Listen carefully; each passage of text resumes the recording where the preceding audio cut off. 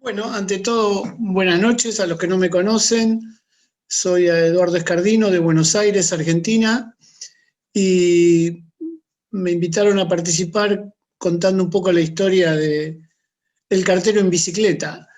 Para esto quisiera hacer alguna aclaración, porque si nos remitimos al siglo XIX, seguramente casi todos sabrán que en los inicios del siglo la mayoría de los transportes para la correspondencia estaban entre las diligencias, los caballos y eventualmente los barcos. Por ahí a mitad del siglo XIX aparece el ferrocarril reemplazando parte de ese transporte. Ahora bien, en la zona de los correos específicamente locales, en la última parte del siglo XIX aparece la bicicleta como una protagonista alternativa para el traslado de correspondencia, yo diría de manera local o como una ayuda hacia los carteros. Digamos que la, la correspondencia y la constancia de cómo fueron trasladadas las cartas desde una oficina de correo hacia los destinatarios finales no es tan fácil de comprobar si se usaban o no bicicletas en todos los correos. Así que la selección que podemos hacer en este caso es aquellos en los que algunos correos locales y privados originalmente dejaron algunas señales, sobre todo emitiendo sellos postales de carácter absolutamente local o privado en la mayoría de los casos, con los fines de utilizarlos para correspondencia.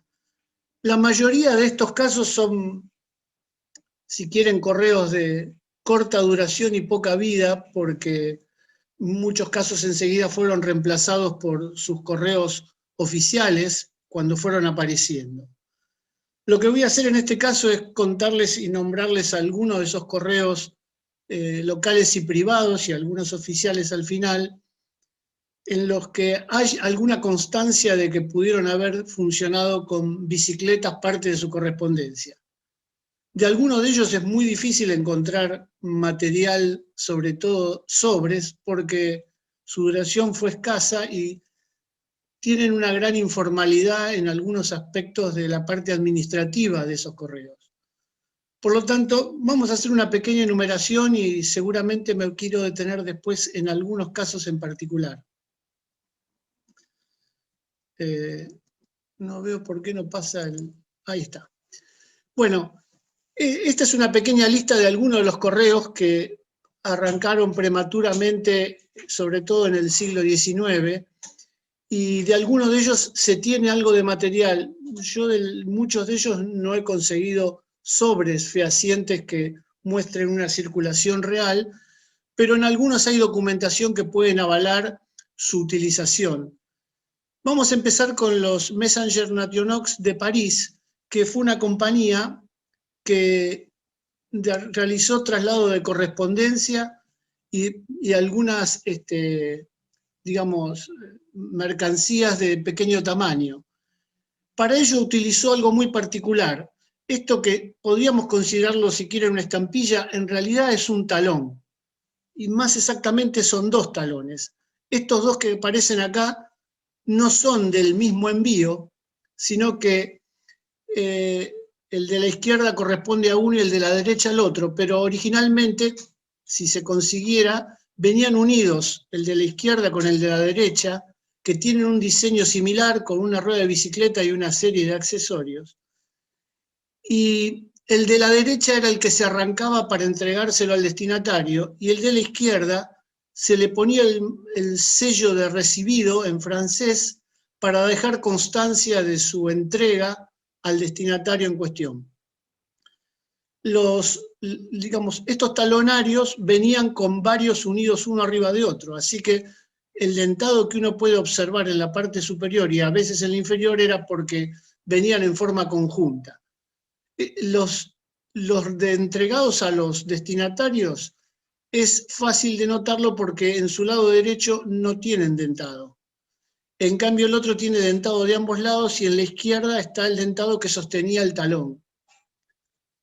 Los sellos estaban emitidos con dentados 11,5 y acá tengo un ejemplo con 2 talones de recibido contiguos, el 17 y el 18. Venían numerados las entregas y este era el depósito al que pertenecía cada una de esas entregas.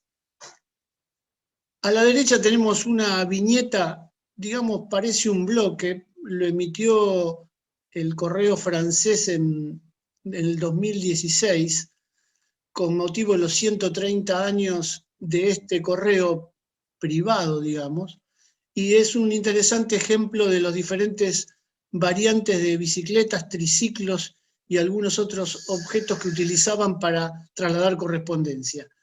Este bloque no es un bloque oficial del correo, no tiene franqueo, pero tiene en el centro una pieza dentada que se la puede extraer para incorporarla como viñeta en algún sobre circulado. Bueno, esto es una de las pocas cosas que hay del Messenger Nationox que solo estuvo en el año 1886. Simultáneamente, en Alemania empiezan a aparecer pequeños correos locales de duración efímera, como el caso de Bochum en Alemania, que emite toda una serie de sellos con un cartero en bicicleta con los diferentes valores de 1, 2, 3, 5, 10 y 20 pfennig, todos en dentado 12. En general son de calidad regular su impresión y en algunos casos se han omitido los dentados, por eso se pueden encontrar algunos sellos sin dentar. Yo no he tenido la oportunidad de encontrar ningún sobre circulado con estos sellos, son bastante raros los sobres de encontrar y duraron muy poquito durante el año 1887. Simultáneamente en otras localidades de Alemania, como en Frankfurt, emitieron un sellito, en este caso no se entiende muy bien, pero es un ciclista compitiendo como sello representado. Se consiguen algunos sin dentar, aunque son bastante escasos. En Hamburgo, la compañía Ammonia es la que generó una serie de 8 sellos diferentes con diferentes medios de transporte para el traslado de correspondencia, incluyendo palomas mensajeras, barcos, carruajes, y en particular este extraño, llamémoslo triciclo, que es una doble rueda gigante como la de los velocípedos, y en el medio hay un pequeño asiento que sostiene al conductor del correo. De estos sellos hay una cierta cantidad que se consigue, pero la mayoría están matasellados sin haber circulado. Así que es bastante escaso encontrar algún caso que haya circulado realmente. El raro es el sello del dentado de 14 porque hay muy poquitos conocidos de esta serie. Si seguimos así, vamos a entrar ahora en uno de los que son los casos más interesantes, que son el de las minas de oro del sur de Australia, más que nada del oeste de Australia. La aparición de minas de oro al norte de la ciudad de Coolgardie hizo que James Halley creara un correo en bicicleta para trasladar correspondencia entre estas minas y la ciudad de Coolgardie. Al principio lo único que hacía era ponerle un pequeño matasello de pagado sobre sellos circulados normalmente por el correo de Western Australia. Pero se le ocurre emitir en 1894 2 sellos para usar la correspondencia directamente manejada por el propio Halley. Uno de un shilling y otro de 2 shillings 60, 2 shillings con 6. Que acá tenemos los 2 sellos que fueron emitidos en 1894 y en planchas de 35 sellos. Los pocos que se conocen circulados tenían un gomígrafo de cancelación que decía per Coolgardie Cycle Express Company, que son muy pocos los conocidos, hay algunos que todavía están disponibles.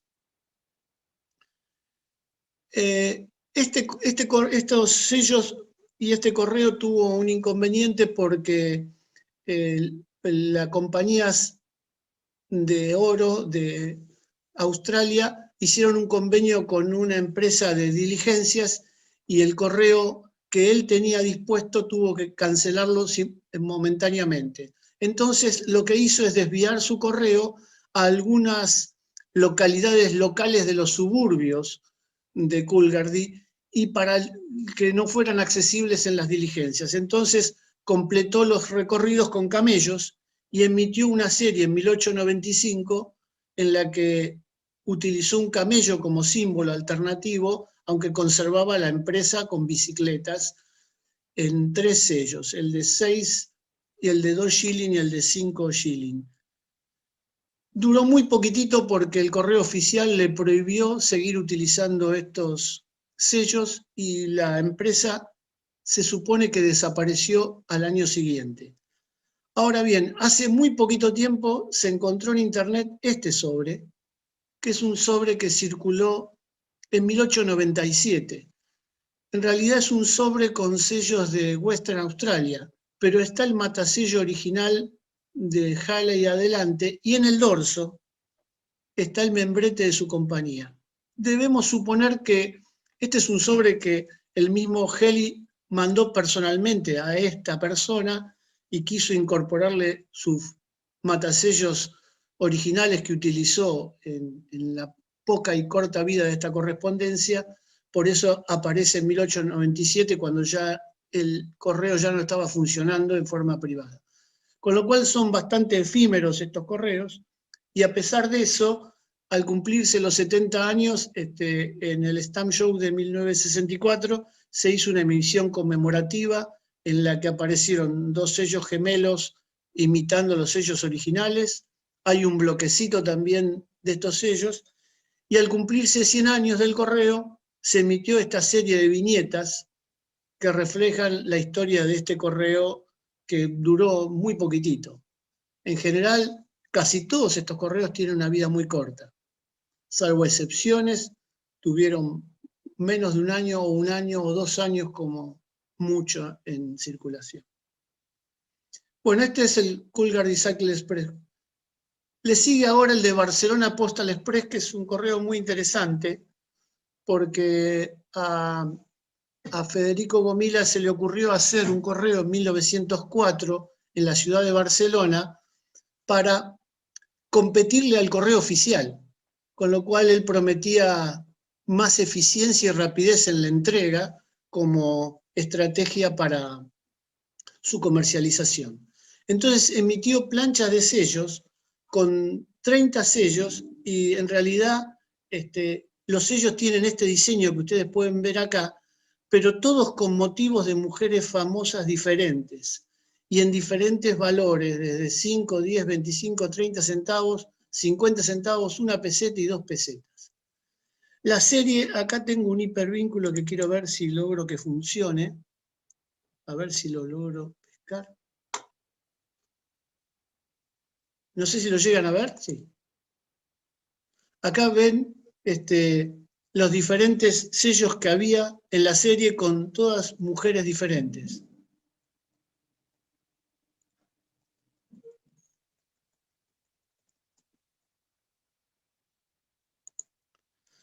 Bueno, por ejemplo, acá tenemos el ejemplo de este caso donde tomó la fotografía de una cantante de ópera, Emma Calve, que la incorporó en uno de sus sellos.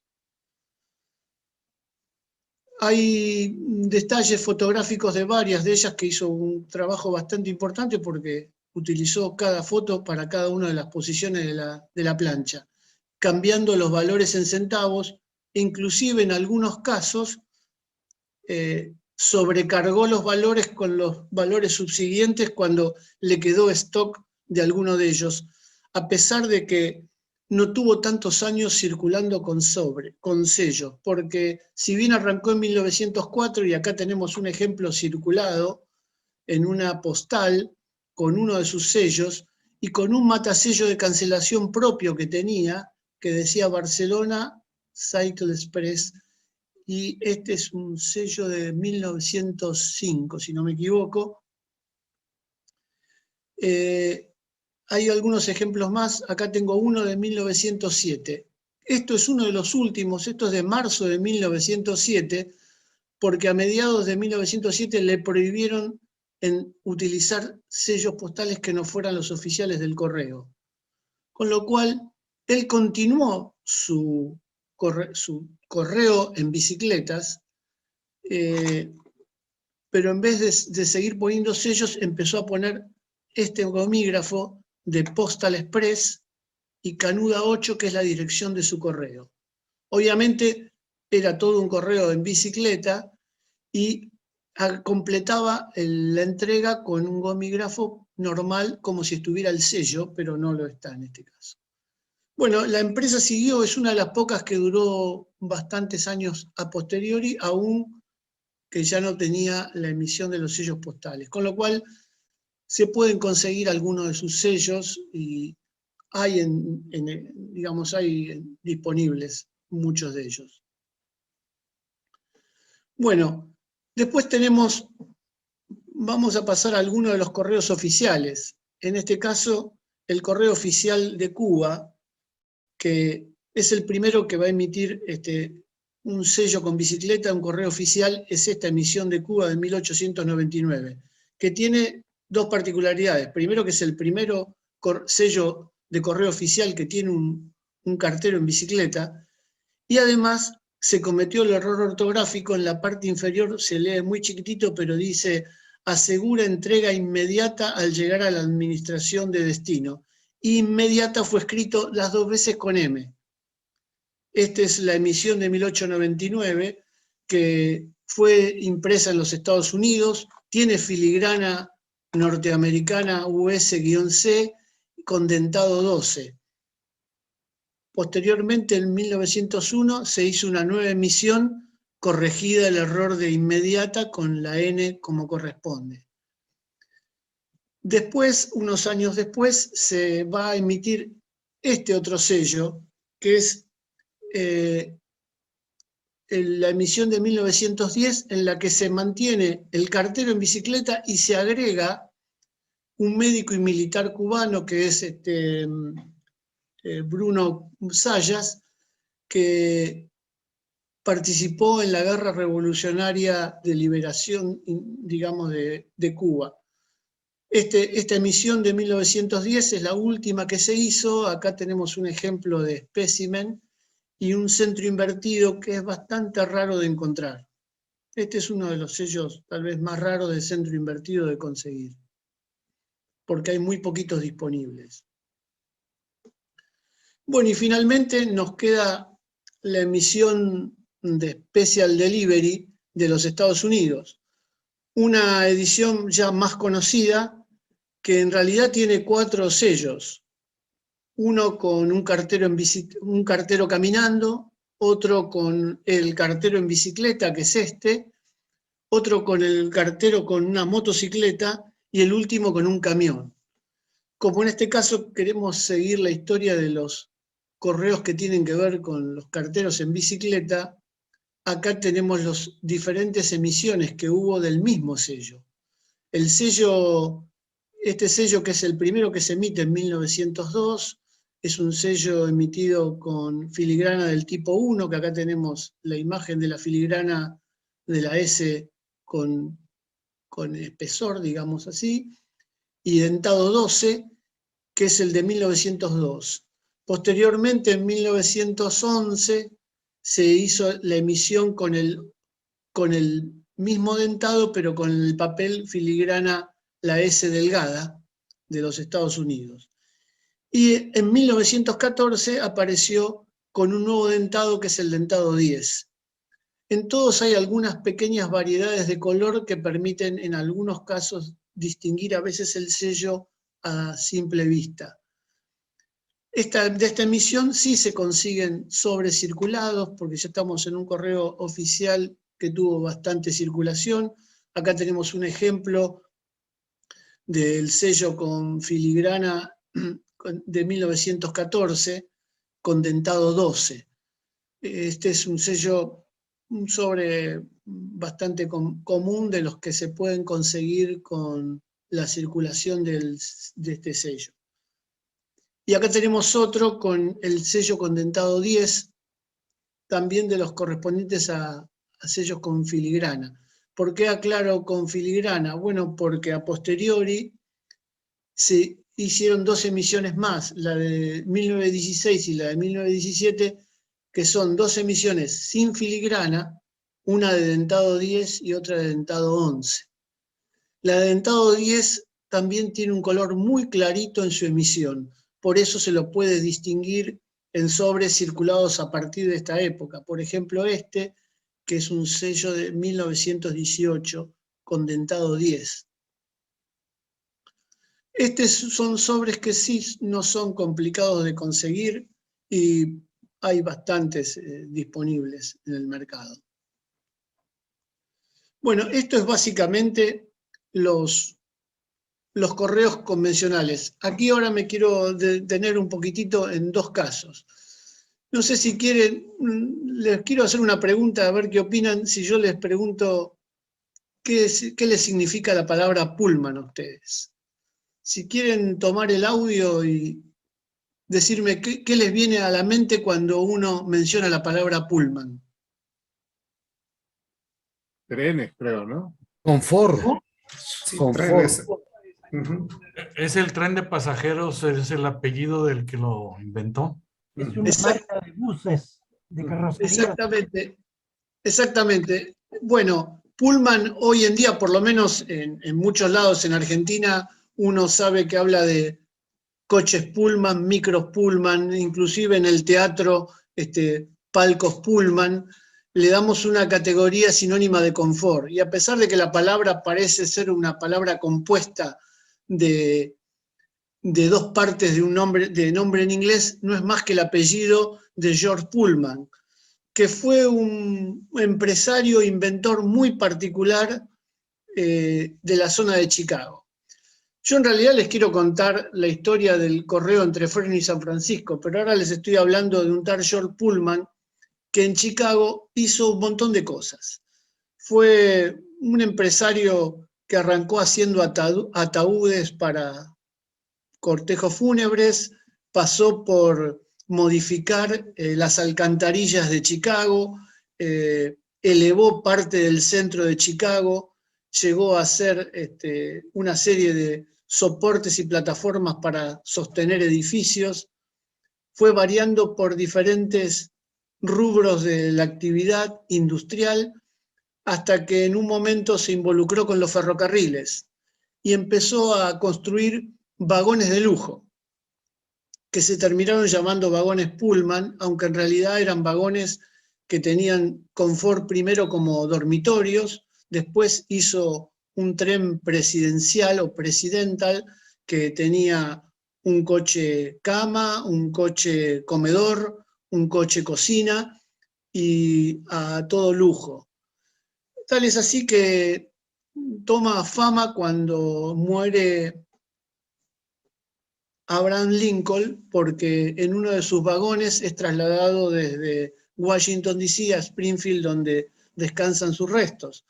Con esa fama comenzó a difundir y a vender sus vagones a todas las compañías de trenes de los Estados Unidos. Inclusive se asoció con alguna de las compañías, llegó a comprar y a salvar el quiebre de la Union Pacific y fue creciendo convirtiéndose en un poderoso magnate de las líneas ferroviarias. Tal es así que comienza a darle mucho trabajo a toda la comunidad afroamericana que estaba liberada por la esclavitud y toma la idea de empezar a crear una especie de ciudad al sur de Chicago, donde crea viviendas para sostener a todos sus empleados, empieza a crear en ella colegios, escuelas, supermercados, todo el tipo de negocio y crea una ciudad Pullman donde todos viven ahí. Hay una frase que contaban los empleados de Pullman que decía: nacimos en una casa Pullman, comemos en lo que adquirimos en los comercios Pullman, aprendemos en las escuelas Pullman, estudiamos catecismo en las iglesias Pullman y cuando morimos vamos al infierno Pullman. Esta frase tiene que ver con que todo este tipo de aparente buenas consideraciones terminan muchas veces no muy bien. Y tal es así que cuando la ecuación económica de Pullman hacia fines de 1893 empezaron a no funcionar demasiado bien, empieza a hacer recortes salariales, pero claro, todas estas casas que le había provisto a todos estos empleados les cobraba alquiler y mantuvo los precios de los alquileres, pero empezó a reducir salarios y a despedir a algunos de sus empleados. Tal es así que esas dificultades van a desencadenar en una huelga en 1894, más exactamente en mayo de 1894. Ahora ustedes me dirán, bueno, me vas a hablar de un correo entre Fresno y San Francisco, ¿qué tendrá que ver este problema de Pullman en Chicago? Bueno, es que esta huelga va a tomar tenores mucho más amplios que un problema local entre los empleados de Pullman y si quieren su propio dueño, porque va a intervenir lo que se llama la American Railway Union, la ARU, que dirigida por un tal Eugen Debs, empieza a intervenir como sindicalista en este conflicto y esto no llega a ningún acuerdo y pasa a mayores, de tal manera que se va a producir una huelga nacional. Y esa huelga nacional es hacerle un boicot a todos los vagones Pullman que habían en todos los Estados Unidos. Esto, claro, va a afectar a todo lo que es el traslado de pasajeros, como así el traslado de mercancías y también el traslado de correo. Claro, lo que ocurre es que el conflicto,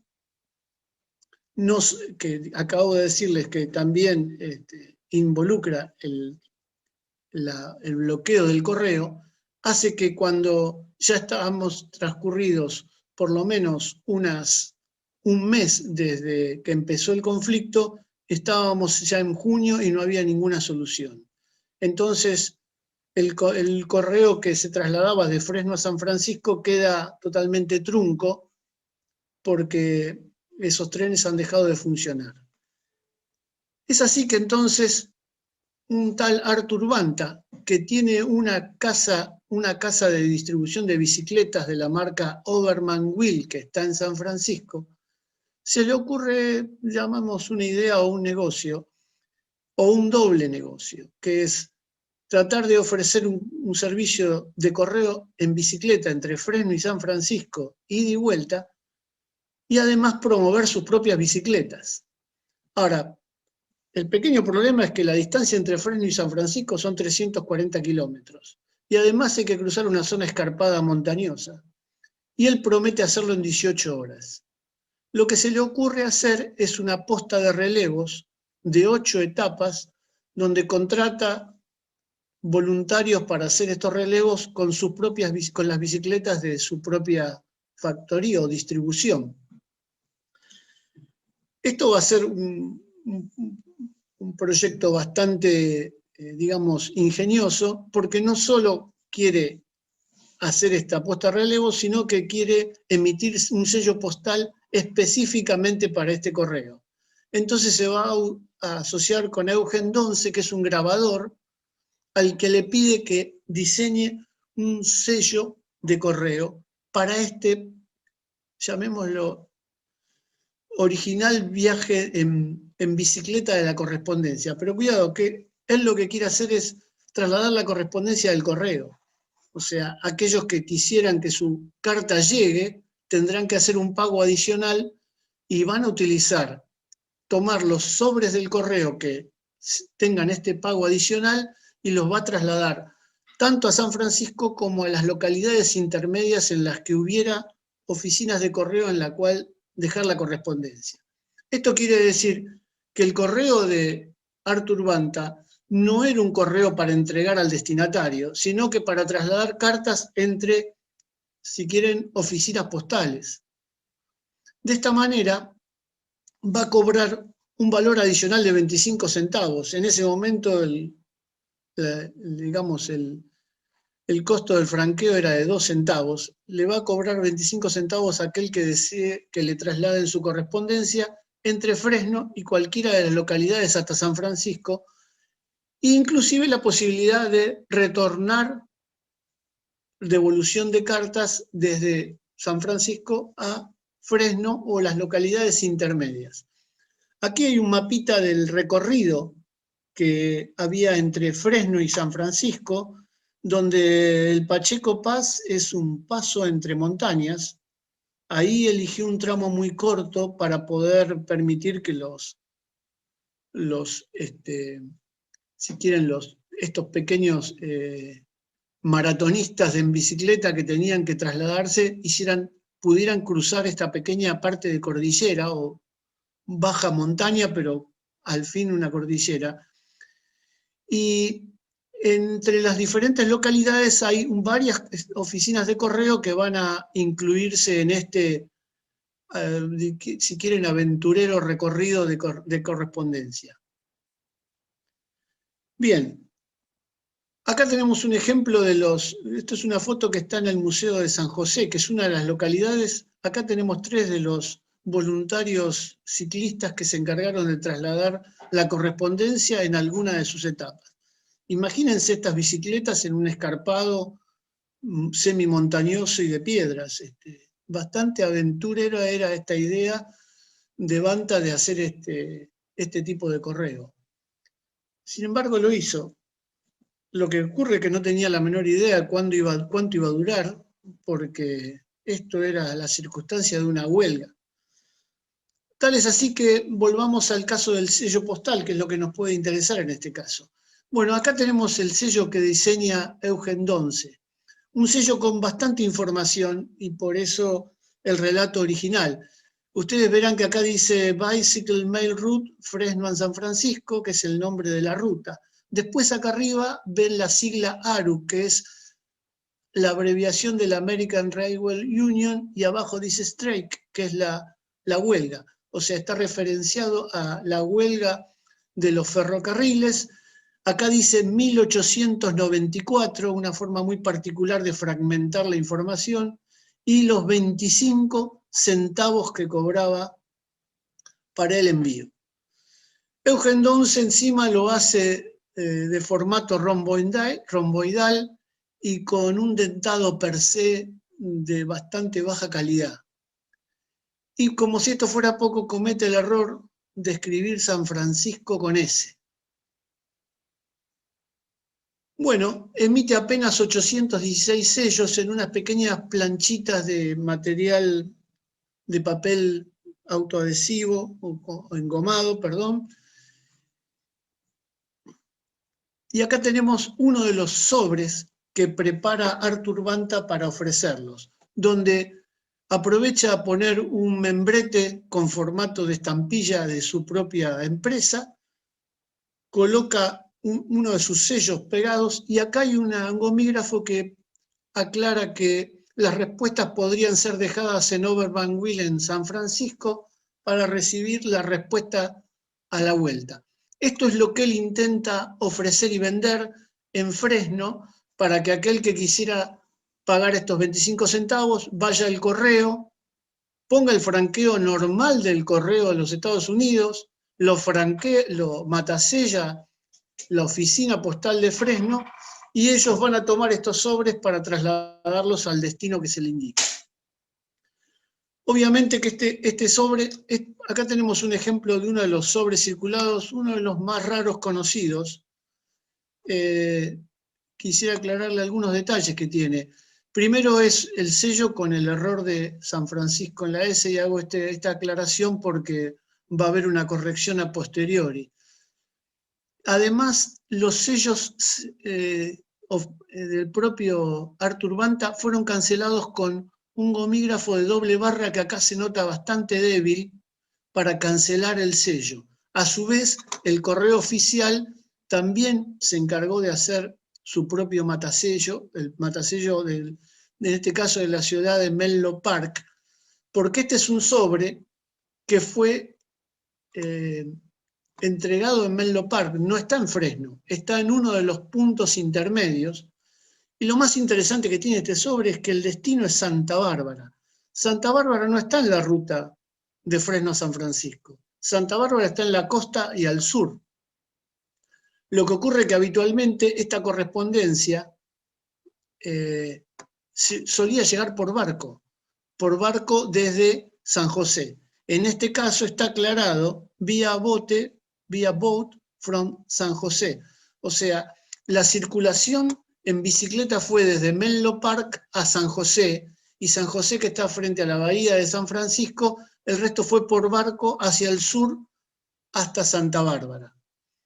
Es un sobre bastante raro de conocer, no es de mi pertenencia, es de un colega, y es uno de los más raros conocidos, sobre todo por los pocos sobres que existen con el San Francisco con S. Bueno, Banta se da cuenta del error y le dice a Eugen D'Oncé que modifique el cuño. Y entonces va a tomar el cuño original y le va a hacer una serie de reformas. Primero, burdamente, va a tratar de disimular la S de San Francisco, rellenando la parte inferior para que parezca una C ligeramente, digamos, manchada, por decirlo de alguna manera. Y ya que está, le va a agregar piedras al camino por las dificultades que habían empezado a encontrar los primeros ciclistas en la circulación. Va a corregir además un par de defectos que había en la parte inferior del borde, y por otro lado va a agregar sus iniciales como grabador, la E y la D, en esta parte inferior del sello. Y este va a ser el cuño del que va a haber 2 emisiones de 1000 sellos. Ahora bien, ¿por qué se conoce tantos detalles de emisiones y de detalles de esta serie? Bueno, hay un hecho muy particular. Hay un libro muy importante sobre la historia de este pequeño correo entre Fresno y San Francisco, que es un libro que escribió Cooper. Yo tengo acá el libro, me gustaría si lo pueden llegar a ver. Este es un libro de Lowell Cooper, de una calidad espectacular, hojas sedosas, tapa dura.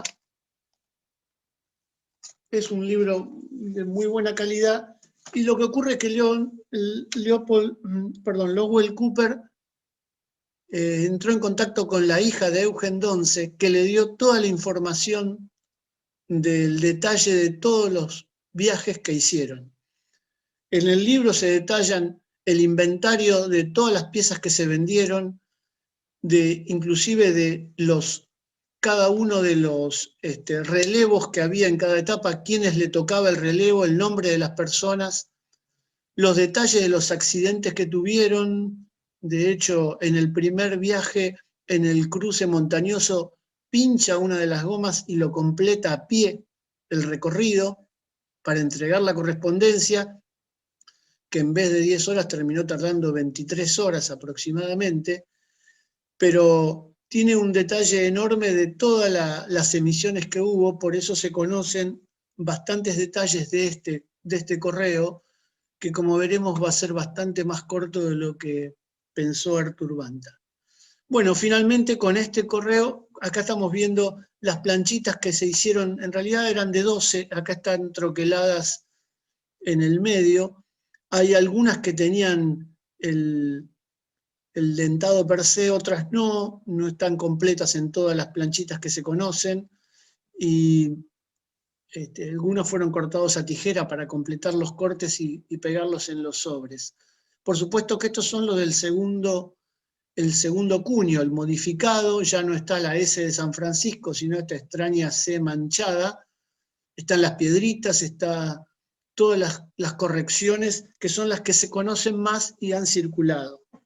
Acá este es un ejemplo también interesante de ver, porque vemos que está matasellado en Fresno y el destino es Fresno. O sea, si lo miramos así, pareciera que es un sobre de Fresno a Fresno. En ese caso tendríamos que decir, ¿para qué pagarle al correo en bicicleta si para eso el correo local en Fresno tenía sus carteros para entregárselo al señor Bertretz sin problema? En realidad acá hay 2 teorías que aclara Cooper en su libro. La primera es que a Banta se le puede haber ocurrido, por otras consecuencias posteriores, hacer algún que otro sobre con intereses comerciales o filatélicos. Y la otra teoría es que existe la posibilidad de que en alguna de las localidades, viniendo de San Francisco hacia Fresno, algún interesado le hubiera entregado a alguno de los relevos, de los reservistas que se encargaban de hacer el relevo, el sobre con la estampilla de Artur Banta del correo privado, y no tuviera cerca un correo y le hubiera dado o la estampilla o la plata para poder franquearlo en destino y que se completase la circulación. Porque, insisto, el correo de Banta no lo entregaba al destinatario final, sino que se lo dejaba a la oficina de correo para que el cartero convencional trasladase la carta finalmente. Así que esta es otra posibilidad, aunque podría considerarse que hay dudas si algunos de ellos no fueron sobres armados para su eventual posterior comercialización. Lo cierto es que el primer viaje se produjo el 7 de julio de 1894 y en el interín, para evitar algunos de estos inconvenientes, también se le ocurrió a Banta pedirle a Donce que haga en un entero postal norteamericano, le imprima directamente, aparentemente en forma electrolítica, el propio cuño, con lo cual acá no hay una estampilla, sino que está tan grabado este sello como el propio entero postal, para poder vender directamente a 27 centavos la pieza completa.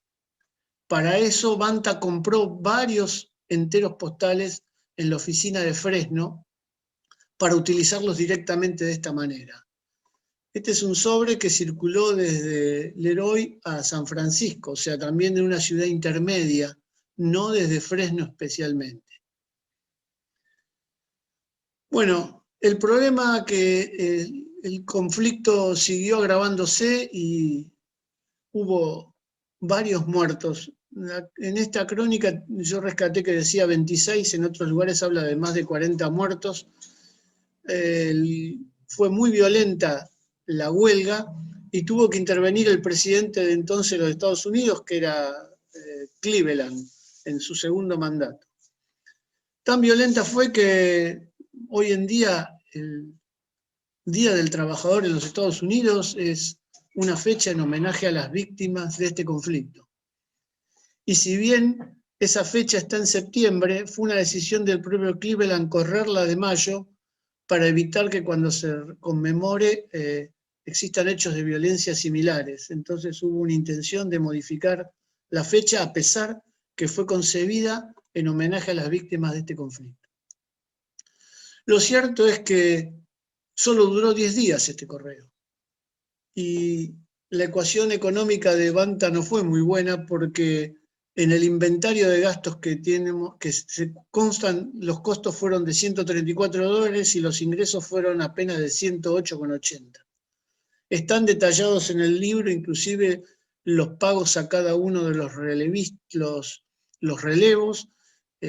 Hay un detalle muy pormenorizado del inventario y la contabilidad por la que se llegaron a estos números. Pero Banta tiene una serie de ocurrencias para poder justificar esto o mejorar esta situación. Lo primero que hace es le dice a Donce que anule el cuño y lo cruza y lo deteriora irreversiblemente para darle valor a los sellos que sí estaban sanos. Tanto los pocos que quedaban con la S como los corregidos con la segunda emisión del cuño. Y los empieza a vender y hace publicidades en los diarios para ofrecerlo a comercios filatélicos, entre $1, $1.50 y hasta $2 con alguno de los excedentes. En el inventario de Donce parece que en el interín imprimió en forma clandestina algunos sellos de más del que estaba ya cancelado. Lo cierto es que empezó a venderlos y vendió muchísimos sellos a compañías filatélicas. El libro marca inclusive las publicidades que hizo en los diarios para vender todos estos sellos sobrantes. Así que de alguna manera el negocio no le fue tan mal. Y acá tenemos una de las planchas que se conocen con los sellos cancelados. Inclusive, pasado el tiempo, 41 años después, va a haber, perdón, primero me olvidé de esto, hay un nuevo cuño que lo han hecho a propósito totalmente distorsionado y apareció publicidad de Arthur Banta y de Eugen Donce con este símbolo para usarlo como membrete de sus facturas y de su documentación y de su correspondencia. Bien, cuando se cumplieron 41 años, o sea, exactamente en 1935, Banta, que aún estaba vivo, se le ocurre hacer una bicicleteada conmemorando aquella epopeya que duró, en realidad se cree que no llegó a durar 10 días, fueron 9, lo que ocurre es que la correspondencia que estaba en camino terminó siendo entregada en el 10º día. Y en esta bicicleteada va a utilizar sellos excedentes, pero le prohíbe que la palabra mail figure en su correspondencia, así que va a tachar en el cuño, va a tachar la palabra mail para que se puedan imprimir algunos sellos para utilizarlos en esta bicicleteada. Así que acá tenemos un ejemplo de un sobre circulado de Fresno, y obviamente circuló hasta San Francisco y después siguió camino a otros lugares, porque era un sobre absolutamente convencional. Y inclusive Banta se hizo con esta idea comercial, hasta se lo envió a sí mismo, porque acá está escrito él mismo, y estaban todos autografiados por él de puño y letra. Claro, después comercialmente vendió parte de todos estos sobres, que se conocen, varios de ellos. Bueno, esta es la bibliografía, como les decía, está sacado del libro de Lowell Cooper de 1982 y de varios artículos de Bicycle Stamp Magazine.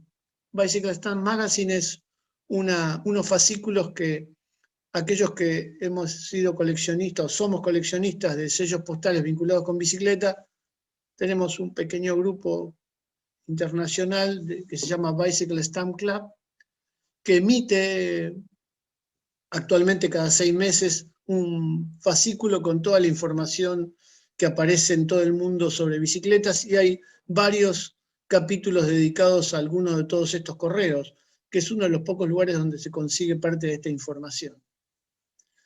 Bueno, este era uno de los que yo me quería detener un poco más para contar la parte más anecdótica a veces de estas historias que han durado muy poquito como correo y muy poquita la vida útil que tuvo la correspondencia, y sobre todo no mucho material conocido disponible. La otra historia conocida es también la de Mafeking de 1900. En este caso, seguro que muchos lo conocen porque la historia de Mafeking es un poco más conocida que la de Fresno San Francisco. Tiene que ver con el conflicto que existió cuando el ejército británico ocupando Sudáfrica quiere tomar Transvaal, y en ese caso los Boers, que eran un poco los granjeros, si quieren, de origen blanco, en general mucho de colonias holandesas y alemanas, se ven invadidos y se van a levantar en armas contra el ejército que decide aglutinarse en Mafeking, que es una ciudad interior al norte de Sudáfrica, con lo cual no está cerca del mar en ningún lado, por lo tanto va a quedar cercada por este conflicto. El conflicto va a durar unos cuantos meses, arranca en 1899 y se va a extender a 1900. Obviamente que va a quedar cercada la ciudad y eso le va a implicar un gran desabastecimiento de insumos y de comunicaciones. Entonces acá va a aparecer el coronel Baden-Powell, que es quien va a defender la ciudad de Mafeking, y va a empezar a aglutinar a un grupo de jóvenes, todos adolescentes, para hacer diferentes actividades logísticas, tanto traslado de correspondencia y otro tipo de servicios de movimientos en bicicleta, incluyendo un cruce de líneas enemigas. Para eso le hice chicos, para que pasen más desapercibidos. El conflicto se hace bastante largo y en el desabastecimiento empieza a escasear material, moneda, periódicos, inclusive sellos postales. Entonces Baden-Powell va a empezar a emitir, va a emitir moneda, va a emitir un periódico y va a emitir sellos postales para utilizarlos en este tipo de correspondencia. Para ello va a ser una emisión donde este es el primer diseño que van a hacer con una fotografía del sargento Goodyear, que era el que tenía a cargo todo el grupo de jóvenes que utilizó como correo en bicicleta, tanto dentro de la ciudad de Mafeking como para cruzar en algunos casos las líneas enemigas. Se sabe que a algunos de ellos le costó la vida en aquel cruce. Lo cierto es que acá tenemos los dos sellos que se emitieron para este tipo de cosas. El primero es, como ven, bastante más precario que el diseño original, con una imagen del sargento Goodyear y otra con la propia esfinge del mismísimo Baden-Powell. La calidad es bastante pobre de estos sellos y fueron emitidos con emulsión fotográfica, por lo tanto no son de muy buena calidad. El de un penny es el que tiene la bicicleta, que es un poco el que más nos interesa. La mayoría de los sobres circulados fueron destruidos, hay muy pocos conocidos.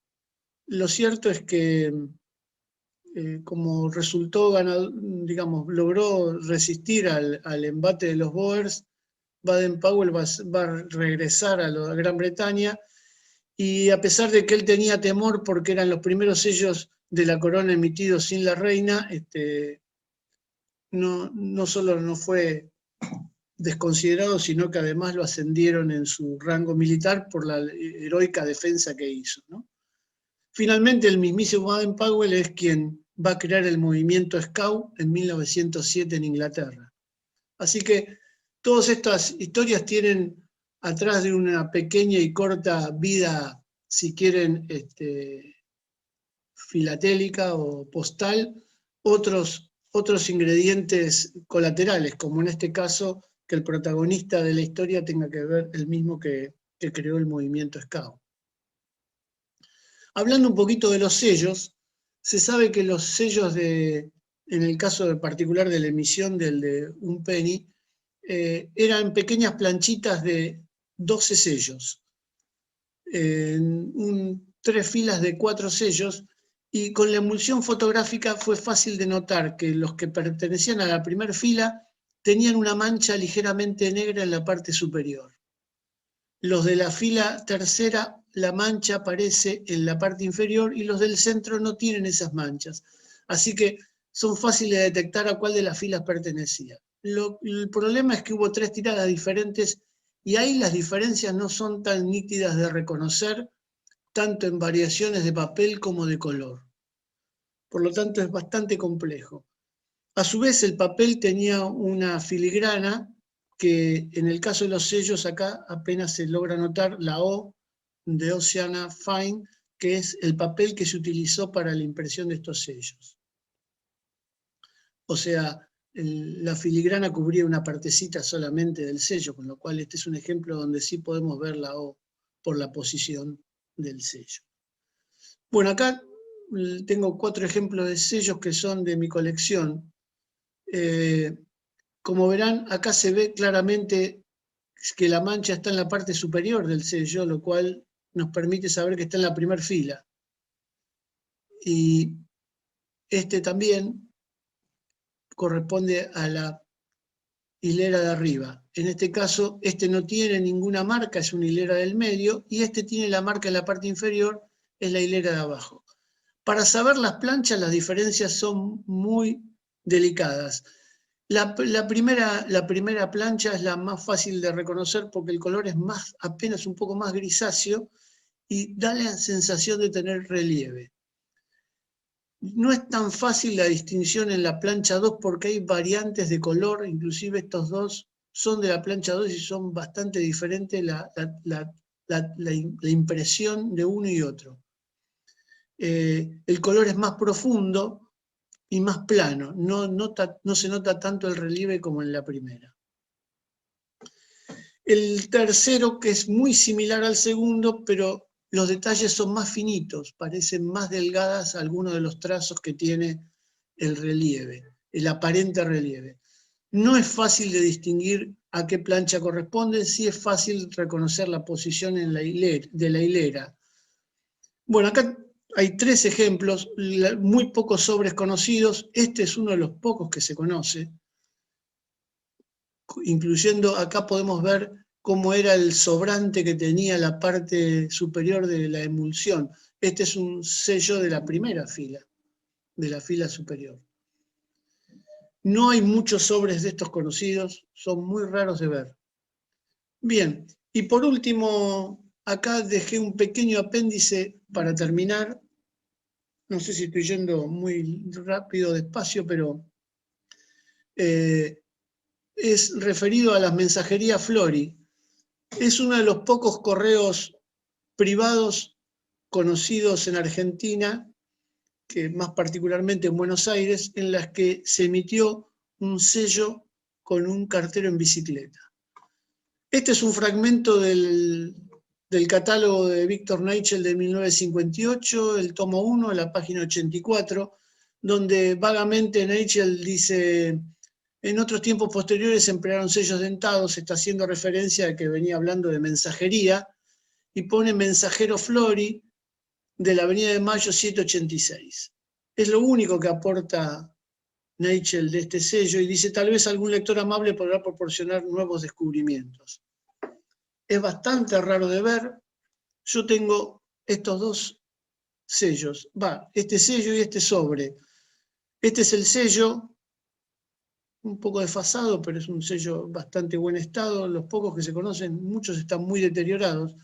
Y este es un sobre dirigido a Marcó del Pon desde el Banco de Préstamo y Construcciones del Hogar Argentino. Acá podríamos poner en duda qué tan confiable es este sobre porque no hay ningún matasello que lo identifique, pero es el sobre que yo conseguí en su momento hace muchos años y es bastante raro de ver este tipo de sobres porque fue una mensajería que duró muy poco y que no hay fechas fehacientes de duración y de apertura de esto. Así que si alguno llega a tener datos al respecto, será bienvenido. Bueno, y hasta aquí llegó mi relato. Tal vez he ido un poco rápido, pero si necesitan alguna aclaración, hasta aquí he llegado yo. Fantástico, súper entretenido, Eduardo, muchas gracias. Bueno, gracias. No sé si habrán algunas preguntas por ahí para Eduardo, Sí. Preguntas o comentarios.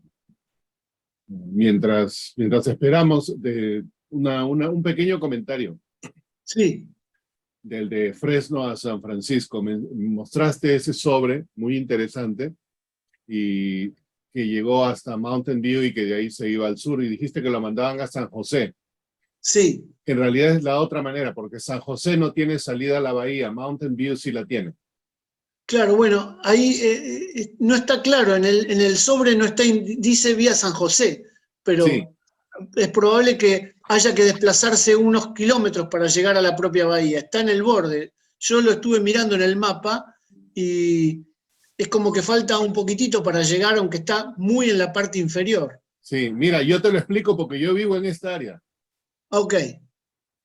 ¿Ves mi pantalla? Sí. Ok. Este es Mountain View, este es San José. Claro, perfecto. La salida está acá. Acá ellos tienen esta salida a la bahía de San Francisco, entonces sí. Van por todo arriba y tenían que salir. Esa era la manera. Y la parte esta de acá que le llaman Alviso, este es el agua muy, muy bajita. Aquí no se puede navegar, pero aquí Claro, sí. claro. Esa es Bueno, la... es probable, claro, que de San José haya que haberlo trasladado hasta Mountain View para Sí, poderlo encargar por barco e ir hacia el sur, porque Santa exacto. Bárbara está al sur, ¿no? E inclusive tuvo que Santa navegar Bárbara, hacia el norte, porque la salida es aquí exactamente, donde está el es- Golden Gate. Esa es una. Y la otra es, no sé exactamente. si... ¿Dónde está? No sé si has visto este website. ¿Dónde está? ¿Conoces esta colección? Sí, Ok, sí, la conozco. Sí, sí, sí. perfecto. Sí, sí, la conozco. Ok, De hecho, de ahí hay algunas de las imágenes donde está marcado, por ejemplo, la foto de los ciclistas la saqué de esa colección. Ahí, oh, perfecto. Ok, sí. ok, solamente Y eso. abajo, en el siguiente renglón, es una de las publicidades ahí es una de las publicidades que hizo Arthur Banta para promover su cruce, todavía cuando lo pensaba hacer, todavía cuando tenía el cruce con bicicletas. Claro. Pues hay Y publicidades inclusive de la parte de venta, digamos, de sellos para uso filatélico, digamos, ¿no? así es. Y son bastante raros de encontrar. Yo alguna vez vi Sí, esta colección en vivo y sí. pregunté a un dealer por una porque me entró la curiosidad, pero no, la curiosidad no me dio para tanto, era muy caro. Son muy caros, sí, son muy caros. Los sobres son extremadamente caros porque obviamente hay muy pocos. Sí, Casi todas estas cosas, si ustedes ven la duración de casi todos estas, si quieren, aventuras postales, son muy cortitas. Este es un correo que duró 10 días. La mayoría de los otros correos a lo mejor tienen una ventana de tiempo que parece de 1 año o 2 años, pero el uso efectivo de sobres circulados es muy chico, es muy porque cortito, ¿no? en general se involucraban los correos oficiales, ni bien los lugares tenían una oficina de correo o tenían un avance comercial aceptable, el correo oficial intentaba evitar que estos correos, si quieren, locales o privados, proliferen, o eran censurados o limitados en su uso, o sobre todo le restringían el uso de la bicicleta, perdón, el uso del sello postal. Así es. Y, ¿Y has visto alguno de esos sobres de cualquiera de estos con estampilla local que hayan estado multados por el correo precisamente por, me imagino que existirán algunos, no sé. Bueno, de los de Fresno no hay ninguno multado porque en realidad, digamos, al correo le venía muy bien que Banta hiciera este servicio, Claro, porque imagínense que estábamos en mayo de 1894 y ya estábamos a una semana de julio y hacía 1 mes y medio que no se podía trasladar la correspondencia. O sea, Arthur Banta, en vez de competir con el correo, él dice, yo te traslado los sobres, pero que la gente pague estos 25 centavos y yo me encargo de llevarlos. claro. Era el Eso puente porque entre dos puntos. él no competía ni hacía distribución de correspondencia puerta a puerta. Él trasladaba como si fuera un mayorista, trasladaba toda la correspondencia que quisiera cumplir con ese pago adicional, él se la llevaba a cualquiera de las ciudades o localidades entre Fresno y San Francisco, ya sea a la ida o a la vuelta. Por eso no tuvo censuras en ese momento. Al contrario, al correo le vino bien porque pudo mandar correspondencia. Justamente el ejemplo de ese sobre circuló más por correo oficial que por el correo de Banta, pero Banta lo Exacto. único que lo llevó fue de Menlo Park a San José. Y de ahí habrá que ver cómo llegó a Mountain View para poder trasladarse vía barco, pero tal vez lo hizo el propio correo local de San José, el que hizo ese traslado, Podría ser, claro. porque ya ahí no había parada de tren, por lo menos en ese momento. Sí, seguramente, no. Eso sí En no sé. cambio, sí tuvieron censura los otros, por ejemplo, qué sé yo, el Barcelona Cycle Express sí tuvo censura, ese no lo dejaron seguir usando sellos. Por eso se consiguen algunos de los sellos de Barcelona que hizo muchas emisiones con diferentes tarifas. Tenía expectativas de darle uso por diferentes tipos de producto, de tamaño, de peso, y aparte diseñó con una mujer cada uno. Son todos ellos diferentes. Así es. 30 motivos distintos. No sé si lo llegaron a apreciar. Sí, sí. En el PowerPoint que después Henry tiene disponible, está el hipervínculo para entrar en la plancha completa de 5 centavos, que se consigue, digamos, alguien consiguió la plancha completa de 5 centavos. No es mía y es rara de conseguir. Los sobres que aparecieron en el relato sí son míos y los sellos sueltos también, pero la plancha completa esa es muy rara de tener. Sí, y haberla diseñada le llevó un buen esfuerzo, ¿no? Porque... Sí, porque son todos diferentes con Exacto. fotografías insertadas en la imagen, que a su vez, no sé si se fijaron, hay un cartero en bicicleta muy pequeñito arriba, como parte de la imagen. O sea, hay bastante trabajo de diseño ahí para hacer esa propuesta, ¿no? Así es. También son caras los sobres circulados que tienen los sellos y con el gomígrafo original del Barcelona Cycle Press son costosos, Me difíciles imagino. de encontrar. Me En imagino. general todos estos son difíciles. Yo, por ejemplo, de Bochum, de Frankfurt, no vi nunca un sobre. Nunca lo vi. Siempre miro, busco, consulto y son difíciles de encontrar. Es más, algunos no se sabe si exactamente se llegaron a utilizar el sello en la correspondencia. Claro. Así es. Ahí Porque, Mauricio está con la mano en alto. Perdón, sí, adelante. Okay, gracias, Eduardo, por tan interesante charla. Dos preguntas. La primera, con estos sellos de este servicio en Barcelona, viendo que en realidad la calidad de la impresión era buena, ¿era papel fotográfico, o sea, para hacer imágenes, o era litografía en papel común? era papel común, el que se usa es papel común. Ah, ya, ok. La Sí, otra sí, sí. pregunta, ahí tal vez Henry nos pueda ayudar. Con este servicio en California, me llama la atención, servicio en bicicleta en California a finales del siglo XIX, cuando las bicicletas no tenían velocidades, o sea que era a puro el esfuerzo del ciclista. Y encima, ¿Cómo es la geografía, la topografía en esa zona, Henry? Porque bueno, uno piensa San Francisco, uno solo piensa subidas y bajadas, pero no sé los alrededores. no, bueno, pero es mucho más complicado porque Fresno está bastante al sur. Bueno, Henry, que es de la zona, lo conoce. Hay una zona muy escarpada, hay una parte montañosa. De hecho, está el paso de Pacheco, que es un cruce, que es uno de los pocos lugares donde se puede atravesar. Inclusive el tren pasaba por ahí. Con lo cual había senderos o caminos absolutamente de piedra, o sea, bastante, muy precarios, y fíjense que las bicicletas esas con esas ruedas muy grandes, eran bastante complicados de hacer este viaje.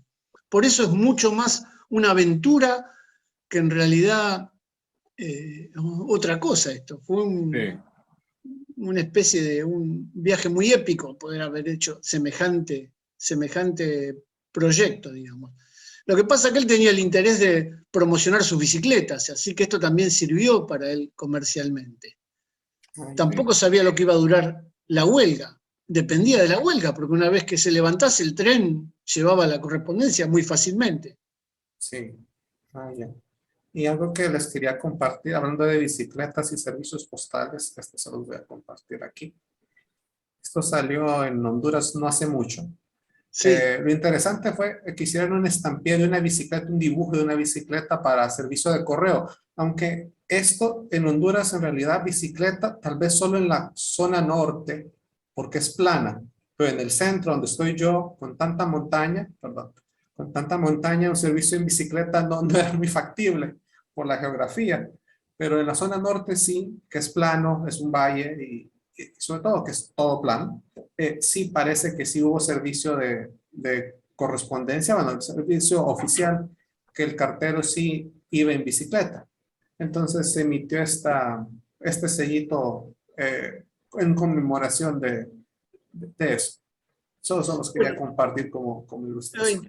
Muy interesante. Yo en realidad este relato lo frené en 1915 porque es un poco toda la parte precursora de los correos en bicicleta. Ahora, posteriormente hay muchos casos particulares de correos en bicicleta posteriores, sobre todo en la Segunda Guerra Mundial, donde va a haber casos de cruces en zonas montañosas que duraron muy poquitito y son también muy raros de encontrar, sobre todo en el norte de Italia. Así que este tipo de aventuras en escarpados con bicicletas hay varios. Lo que pasa que remitirnos al siglo XIX con lo precaria que todavía eran las bicicletas en esa época es mucho más llamativo. Sí. Gracias.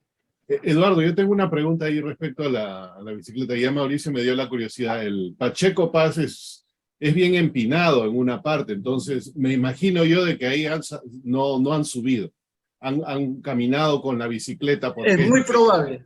Es muy probable que los ascensos lo hayan hecho manual y hayan descendido un poco, que la bicicleta lo lleve, ¿no? Dentro sí. de la Y esa es la otra parte interesante, porque recién le presté atención, la bicicleta era las antiguas, esta era de la rueda grande adelante y la rueda pequeña, y hasta donde yo sé, esas bicicletas no tienen freno. El freno era la pierna del ciclista que trataba de pedalear, y yo me imagino que en esa empinada o el ciclista salía volando o tenían que caminar de nuevo, porque eso es muy difícil.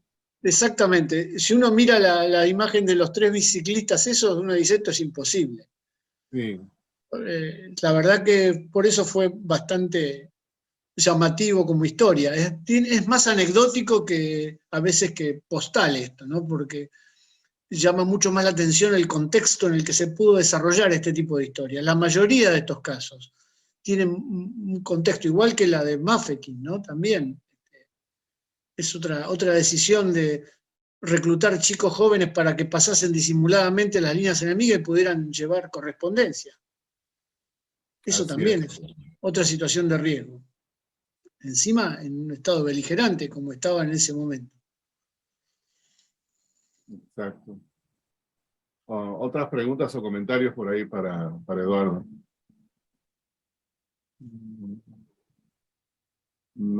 No veo a nadie. Yo tengo uno final, Eduardo, la última que mostraste de la estampilla esta de Argentina. Sí. Y que decías que el Marco Dupont es súper conocido, esa familia creo que es de los 1800, ¿no? Porque, bueno, Sí, era una serie de hermanos todo. Es Pero, una familia muy grande, de coleccionistas, sí, autores de libros, inclusive libros sobre sellos postales. Hay varios trabajos de Marco del Pont sobre parte de la historia filatélica argentina. sí. ¿Y ese sobre que tú tienes, de qué año es más o menos? Bueno, yo entiendo que es cerca de 1901, cerca de por ahí. Okay. En realidad yo traté de rastrear, a ver, la dirección y la vida del hogar obrero. Digo hogar obrero es perdón, a ver, que quiero mirar si tengo acá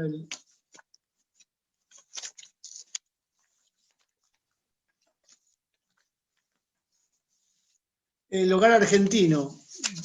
Acá tengo este es el sobre, sí. Esta es una hoja de una pequeña colección de un marco que yo hice con alguno de este material, ¿no? Y yo traté de detectar en qué tiempo existió, o inclusive los nombres de las calles como Victoria y Piedras, que Victoria ya no existe más. Entonces, me da aproximadamente 1901, pero Neichel no da ningún detalle. Inclusive algunos trabajos que se hicieron acá sobre mensajería, varios mencionan las mensajerías Flori, pero ninguno pone la ventana exacta de tiempo en la que existió. Okay. También que diga Avenida de Mayo es un indicador de la época, por la vigencia de la Avenida de Mayo de cuando se hizo, ¿no? Pero digamos que no se sabe exactamente cuándo funcionó. Yo lo único que sé es que el banco de préstamo y construcciones que figura en el membrete funcionó entre 1899 y fines de 1900. Así que puede ser En ese 1900, rango. por ahí. Perfecto, gracias. Ok, no veo ninguna mano más en alto. Y Eduardo, muchísimas gracias. Ha sido una No, al contrario. fascinante historia. Espero que les haya gustado, por lo menos tiene más, a lo mejor es menos filatélica, pero más anecdótica la historia del correo en bicicleta de esa época, porque No, igual es súper tiene- filatélica. Muy, muy, muy tiene interesante. mucho de historia propia de decisiones de personas que se autodefinieron para hacer un propio correo, ¿no? Exacto. Cuando hay problemas es cuando a alguien se le ocurre una oportunidad, ¿no? Y eso está probado aquí en todas esas estampillas que has mostrado. Exacto, sí, sí, sí. Gracias. Bueno, y el día de mañana.